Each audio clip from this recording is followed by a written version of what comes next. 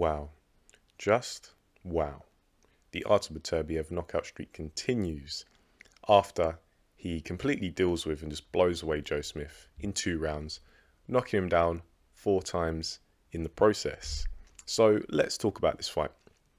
Both guys, before the bell, looks like there's a fair bit of tension between them, and you can understand why. They're both renowned for being punchers and guys who like getting the knockout and almost prioritize getting the knockout. So you can understand that. The first bell goes, and Joe Smith Jr. is the one taking the center of the ring. And it looks like he's trying to get Artur Beterbiev on the back foot, potentially to dampen his power. You know, conventional wisdom is that to take away the forward momentum and the leverage of a fighter who's a puncher is to get them going backwards, get them on the back foot. However, Artur Beterbiev is a very strong and very powerful man.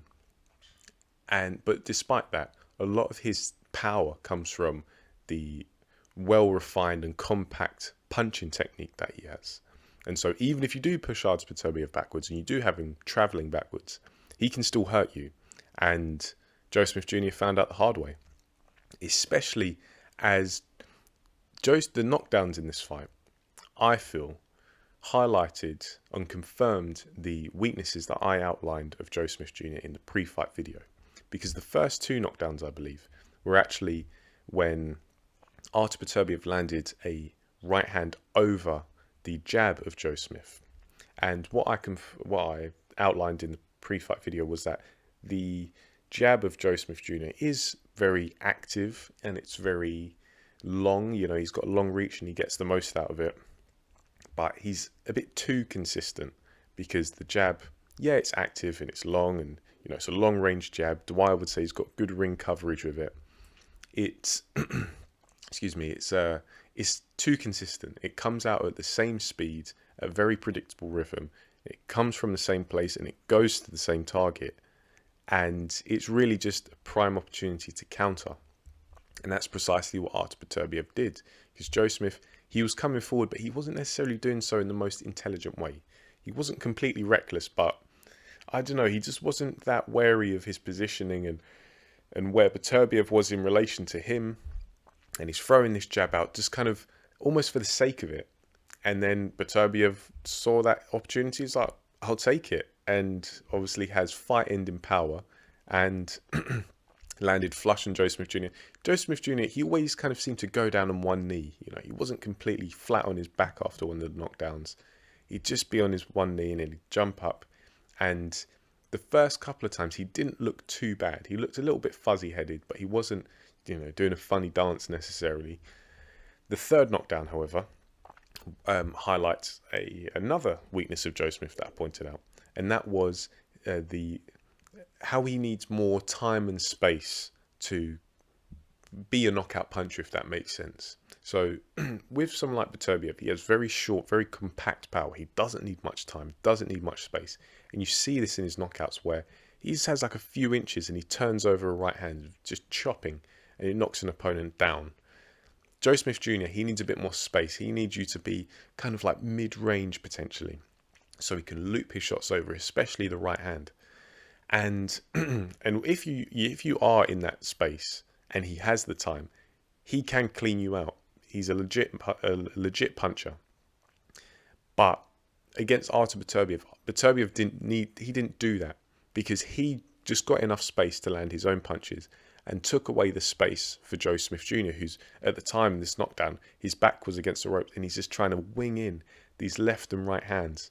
And it wasn't cultured enough. It wasn't tidy enough. You know, someone like Teddy Atlas would probably say there's a bit too much fat on the punches.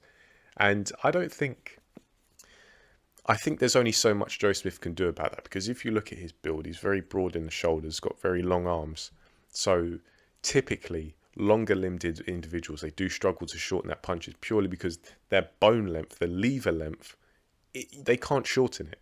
They can make their technique compact, you know, the individual movements, the individual components, they can make them refined. But, you know, Joe Smith Jr., he can't change the length of his humerus and make his punch shorter. He can't do it. Same way about his shoulders. He can't make himself less broad.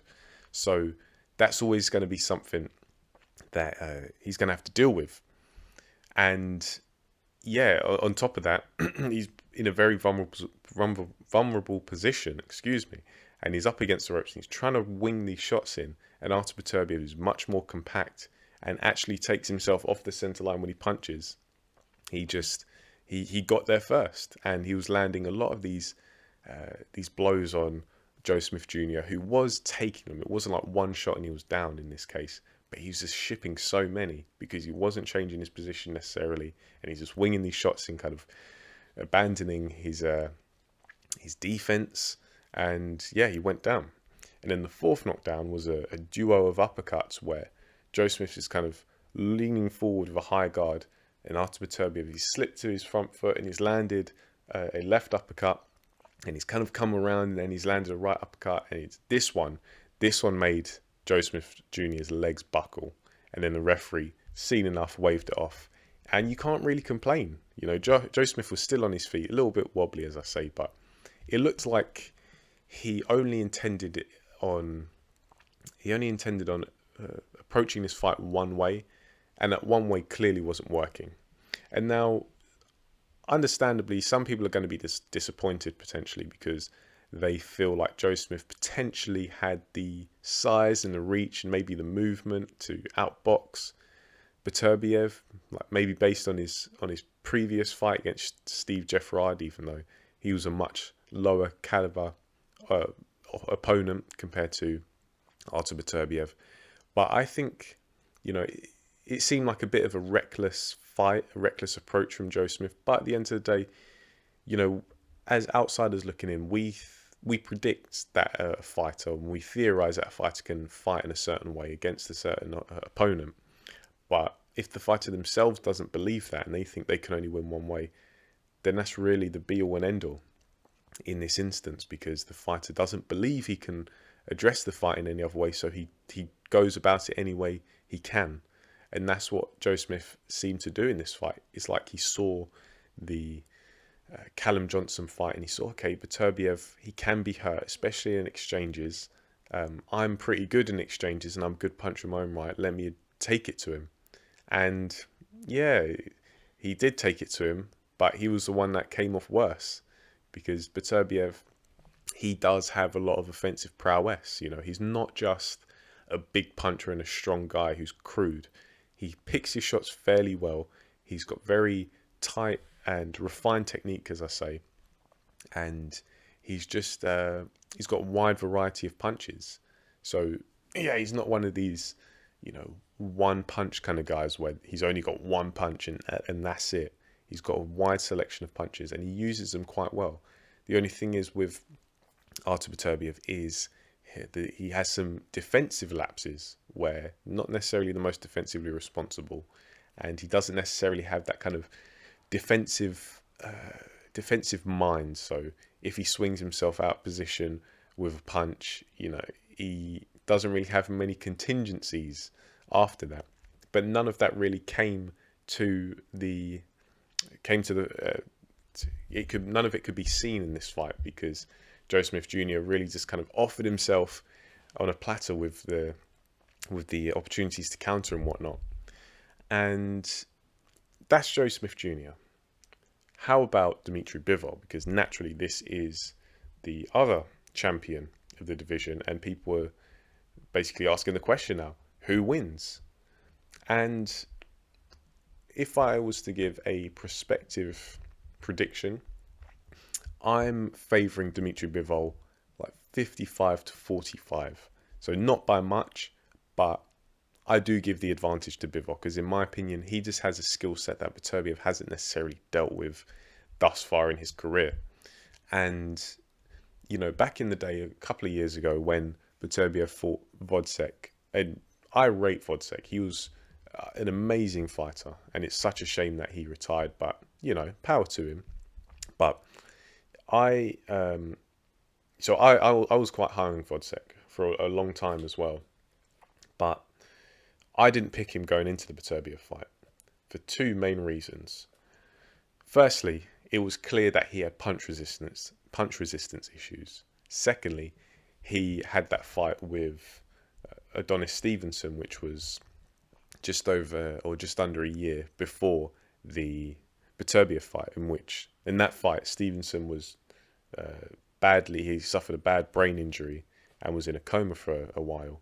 And these kind of fights, they leave scars on a fighter, and a lot of time fighters aren't the same after inflicting that kind of damage on a fellow professional boxer. And I just didn't have the confidence. Those two reasons, but also Beterbiev, he has a lot of offensive prowess, as I say. Yeah, not the most defensively minded, but he finds a way to land his shots sometimes. He does set them up fairly well, and he's obviously got the power to take out anyone. I think he's proven that by now. Whereas Bivol, he's probably not as big a puncher, but he's still a big puncher in his own right. He's very fast of foot and hand, has that in and out style, and just can fight for 12 rounds. So I think that fight would go long, and I think it'd go to points, to be honest. And I just have to favour Bivol, to be honest. Another name people have mentioned who is Anthony Yarde, who was in attendance at this fight, I believe, and I believe he is mandatory challenger for the WBO. Correct me if I'm wrong, but of course that's the belt that Artur Beterbiev won tonight. And so I think that's an interesting fight, Anthony Yarde versus Beterbiev.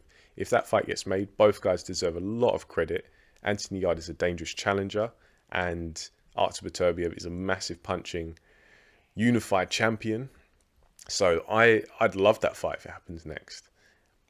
Do I think that Anthony Yarde beats Artur Beterbiev, however? I'm not sure.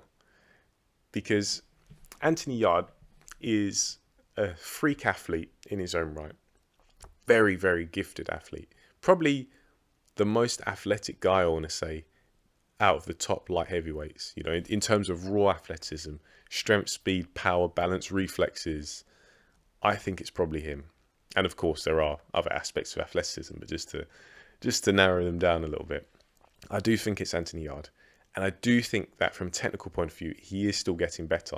However, I'm not sure if Anthony Yarde's defense is really where it needs to be against someone like an Artur Beterbiev.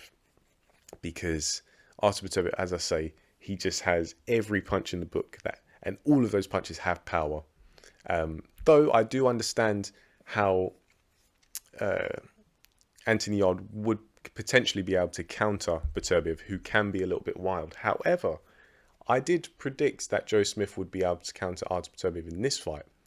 But Beterbiev, I understand he didn't have to do too much to find Joe Smith Jr., but he showed that he isn't completely reckless. He does have like a measured side, and it is quite technically astute, It just seems to be in the exchanges where Beterbiev is potentially most vulnerable.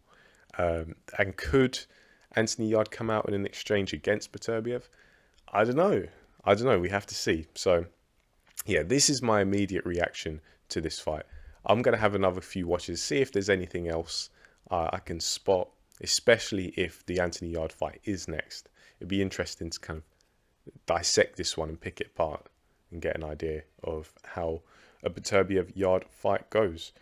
But just to summarize, Artur Beterbiev's most meaningful fight of his career, turns out to be the easiest fight of his career, and he is now unified IBF, WBC and WBO light heavyweight champion. This is just my take, however. Let me know what you think in the comment section below, and I'll get back to you. Thanks for listening, and I'll catch you in the next video.